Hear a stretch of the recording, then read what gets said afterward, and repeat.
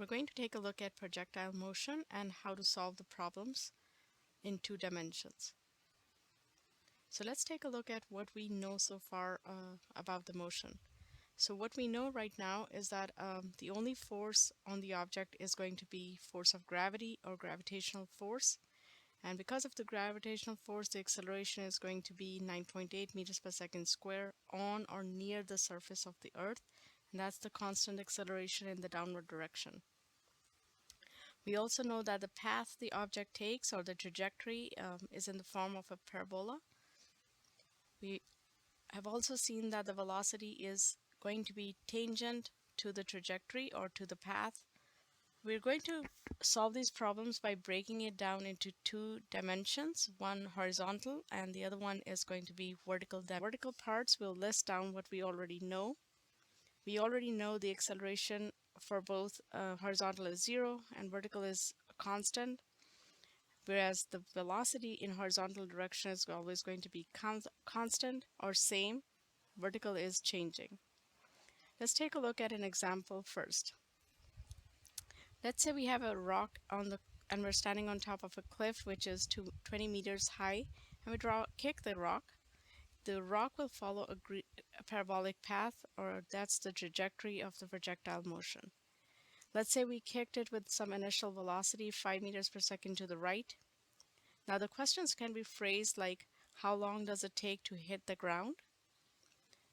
Or the question can also be asking for what is the vertical velocity at the ground? And part C, we can also solve for the horizontal velocity at the ground. And in order to find how fast it is moving at the ground, we can also solve for that using the kinematic equations. Now the key is to first identify the horizontal and vertical components of SUA. For horizontal, we'll put a subscript of x. For vertical, we'll use a subscript of y. Now time is going to be the same, so I'm going to erase this and keep it as 1 time for both directions. Now what I know so far, I know the accelerations. From this problem, I already know the height of the cliff is 20, but I'm going to use -20 for downward direction. I know the initial velocity is 5 meters per second, and it's all horizontal, so there's no vertical initial velocity. Now let's use these variables that we already know and figure out which equation to use. We're trying to find the time. If we look at the vertical side, we have enough variables to use a kinematic equation, and we use it only in the vertical direction and only those numbers that are listed under the y column. Solving for time, we can find the time as 2.02 seconds. Now the second part is asking for the vertical velocity. Again, we'll use the kinematic equation and plug in the numbers that we already know, or we can also use the time that we have already solved for. A negative sign represents that it's in the downward direction. We also know the horizontal velocity at the ground is always going to be constant, so it's the same. Whereas if we're finding how fast it's moving at the ground, we need to use the final velocity in the x direction and the y direction, or the horizontal and the vertical, draw the vectors, and then again we have to apply the Pythagorean theorem to find the hypotenuse of the triangle. Now the question is only asking for how fast, so we can use Pythagorean theorem to find the magnitude or the velocity of the object, but it's okay if we do not state the direction or find the angle, because how fast we can take it as just the magnitude. Now projectile motion, we only looked at a certain example. That was a zero launch. We can sometimes launch an object at an angle as well. That's called the angled launch. So when you launch an object from a cliff or a height or any height, it's going to follow a projectile path or trajectory, parabolic path. Whereas if you throw an object in the air with that angle, it's going to follow again a parabolic path. For angle launch, you have to find the horizontal and the vertical velocities of the initial velocity, which is given to you. So let's say we have an example of 5 meters per second, and we're launching this object at an angle of 60 degrees. So we have to first figure out the horizontal and the vertical velocities, initial velocities, using SOHCAHTOA. And if you look at this triangle, the horizontal is the adjacent side and the vertical is the opposite side. So I'll list down the SOHCAHTOA, and which means that we have to use the cosine function for the adjacent side and the sine function for the opposite side. So I'll again go ahead and plug in the numbers. I will replace the opposite side and adjacent side with the components of the initial velocity. So horizontal will be with the cosine function and vertical will be with the sine function. Or I can rewrite this equation as 5 cosine of 60 or 5 sine of 60. I'm going to generally use the hypotenuse and the cosine function for the horizontal component and the hypotenuse and the sine function for the vertical component. So that the rest is plugging in the numbers in the. So let's take an example of when an object is thrown at an angle. So let's say we have a ball and we have thrown it in the air. It has followed this curved path. The only force is gravitational force, and the only acceleration is going to be vertical, which is 9.8 meters per second square, and downward direction. So if I have to list down summarize all the components for the horizontal initial and vertical initial velocities, and this will be a general table or chart that I can use for solving problems. So let's take an example of a problem now. So let's say we have an object thrown at 20 meters per second at an angle of 30 degrees. And I want to know after a certain amount of time, or after 1.5 seconds, what is the height at which it can reach? What is the point on the ground that it can fall? And what is how fast it is moving in the vertical direction? And how fast it is moving in the horizontal direction. So that's how the problems are going to be worded. But basically, we are finding the height by calculating the vertical displacement. So again, you're going to start with listing down the SUWAT variables for x and y direction, and you're going to plug in the numbers that you already know. So we know the acceleration. And then for initial velocity, we have to figure out the horizontal and the vertical component. So for horizontal component, I'm going to take the hypotenuse 20 cosine of 30. And for vertical component, I'm going to take 20 sine of 30.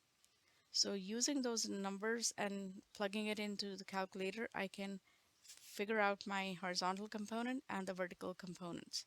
So these are the numbers that I will use in the table now. So I will just go ahead and fill in the chart so that I know the initial velocity in the horizontal direction and the vertical directions. Now I know the final velocity in the horizontal direction is going to be the same. So let's go ahead and start working on figuring out the height at which it is going to reach at 1.5 seconds. I'm going to use a SUWAT equation, but I'm going to only use the numbers on the vertical side. So I know the time, 1.5 seconds, which I should have plugged in the chart as well. And then I'll plug in the rest of the numbers and simplify the equation and solve for the height of the projectile path. So it's going to reach a height of 3.98 meters after 1.5 seconds. Now let's see how far it's reaching on the ground, which means that I have to find the horizontal displacement. I can use the same equation, but only I have to use the numbers on the x side of the chart. Since acceleration is 0, I can cancel out that part and solve for the horizontal displacement. So solving for the vertical height, again I have to figure out the vertical side. So I will use the vertical components or the numbers on the vertical side and make sure that I use the subscripts so that I can remember to use the correct numbers.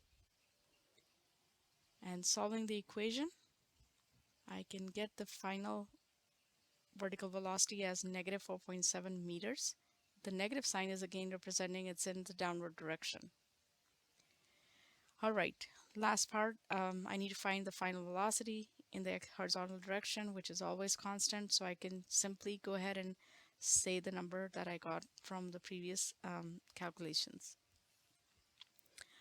Now let's take a look at another zero launch example. Let's say we have an object that we have thrown from some height and it has followed a curved path and throwing the object from a height of 80 meters. And let's say I give it an initial velocity of 15 meters per second. So the questions are asking me for how long will it take to reach the ground, how far does it reach on the ground, which means I'm looking for horizontal displacement, or what is the horizontal velocity at the ground, or how fast it is moving in the horizontal direction, and what is the vertical velocity at the ground. So now I'm going to go ahead and start again by answering these questions by making the X and Y chart and using the subscripts X for the horizontal and subscript Y for the vertical components of the variables. So once I plug in all the numbers, I can see which side is going to be easy for me to use to solve the problem for the unknown quantities. So I'm noticing the vertical side has 3 different numbers, or it's possible for me to use one equation to find the unknown time.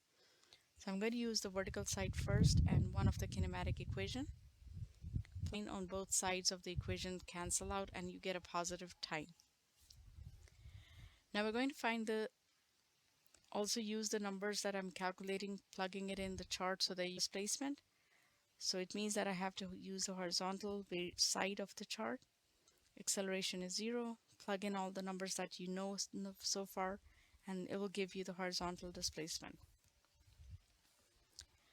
So now if the horizontal velocity stays the same or remains constant, so I can state my answer as 15 meters per second. Because I know that the horizontal velocity does not change, it stays the same. So I do not have to use any equation to get the answer to part C.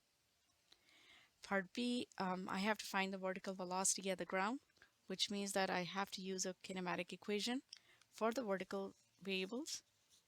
And plugging in the numbers to this kinematic equation, I am getting a negative sign answer, which means that the velocity is pointing in the downward direction. And you can see the chart is completed.